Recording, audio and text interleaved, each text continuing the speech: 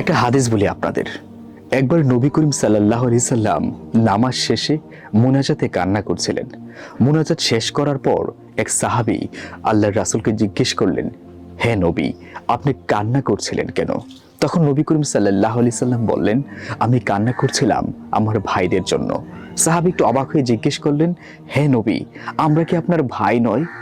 নবী করিম সাল্লাল্লাহু আলাইহি সাল্লাম বললেন, না, তোমরা আমার ভাই নও, তোমরা তো হলে আমার সাহাবী। আমার ভাই হলো তারা যারা আমার মৃত্যুর পর আমাকে না দেখে না শুনে বিশ্বাস করবে, ভালোবাসবে, আমার দেখানো পথে তারা চলবে। একবার চিন্তা করুন, আজ থেকে 1400 বছর আগে নবী সাল্লাল্লাহু আলাইহি সাল্লাম আমাদেরকে না দেখে না শুনে ভালোবেসেছেন। তিনি আমাদের জন্য মোনাজাতে কান্না করেছেন। আর আজকের এই সময় এসে আমরা ইসলামকে কতটুকু ধারণ করতে পারি? যদি আপনি আশিকে রাসূল হন, যদি নবী প্রেমিক হন, তাহলে ভিডিওটি শেয়ার করবেন।